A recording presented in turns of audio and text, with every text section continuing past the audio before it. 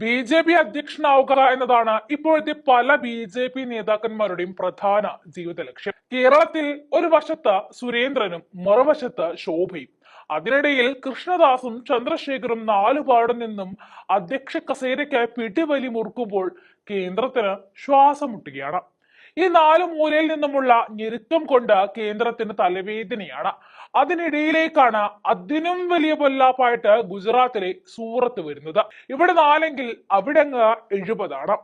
BJP. അധ്യക്ഷനാകാൻ 70 നേതാക്കളാണ് സ്ഥാനത്തേക്ക് അപേക്ഷ സമർപ്പിച്ചത്.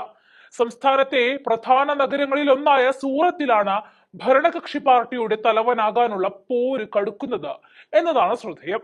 നിലവിലെ സൂറത്ത് സിറ്റി ബി.ജെ.പി. പ്രസിഡന്റ് നിരഞ്ജൻ സച്മേറ വീണ്ടും മത്സര രംഗത്തുണ്ട്. 2020 നവംബറിൽ നിയമിതനായ നിരഞ്ജൻ കേന്ദ്രമന്ത്രിയും ബി.ജെ.പി. ഗുജറാത്ത് അധ്യക്ഷനുമായ CR പാട്ടീലിന്റെ വിശ്വസ്തനാണ്. സൂറത്ത് മേയർ കൂടിയായിരുന്നു അദ്ദേഹം. സംസ്ഥാന ബി.ജെ.പി. വൈസ് പ്രസിഡന്റ് ജനക് ബഗണ്ട, മുൻ സൂറത്ത് മേയർ ഡോക്ടർ ജഗദീഷ് പട്ടേൽ, മുൻ ഡെപ്യൂട്ടി മേയർ ദിനേശ് ജോധാനി തുടങ്ങിയവർ പ്രസിഡന്റ് സ്ഥാനത്തേക്കായി നാമനിർദ്ദേശക പത്രിക സമർപ്പിച്ചിട്ടുണ്ട്.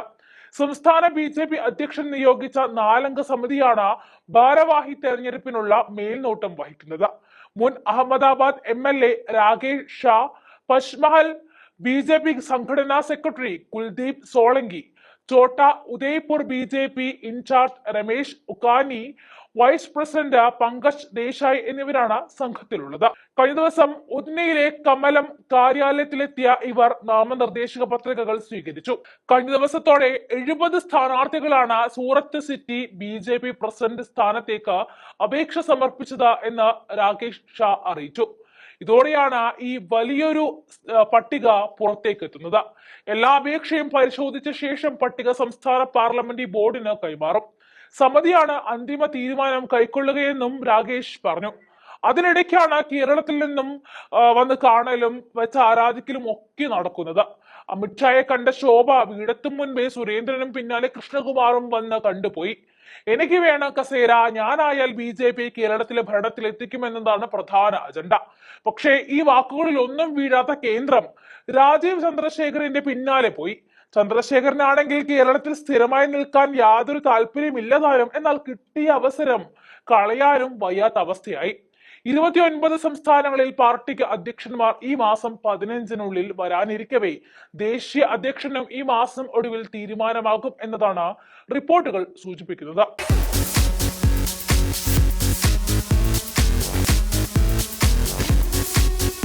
ഇതാണ് പഞ്ചഗവ്യ വിളക്ക്. പശുവിന്റെ ഗോമൂത്രം, ചാണകം, നെയ്യ്, പാല്, തൈര് എന്നിവ കൊണ്ട് ചേർത്ത് നിർമ്മിച്ച വിളക്കാണ് പഞ്ചഗവ്യ വിളക്ക്. ഒരു ഗണപതി ഹോമം ചെയ്യുന്നതിന് തുല്യമാണ് ഈ പഞ്ചഗവ്യ വിളക്ക് വീടുകളിൽ കത്തിച്ചു വെച്ചാലുള്ള ഗുണം. ഐശ്വര്യവും സമ്പദ് സമൃദ്ധിയും വീടുകളിൽ വന്നു ചേരുന്നതാണ്. നിങ്ങൾക്ക് ആവശ്യമായ പഞ്ചഗവ്യ വിളക്കും പഞ്ചഗവ്യ ധൂപത്തിരിയും ഓർഡർ ചെയ്യാവുന്നതാണ്. യാതൊരുവിധ കെമിക്കലുകളും ചേരാത്ത കർപ്പൂരം വാഗമൺ സ്പേസിൽ ഇവിടെ ലഭ്യമാണ്. ബന്ധപ്പെടേണ്ട നമ്പർ 7994007599 അല്ലെങ്കിൽ 9656417599.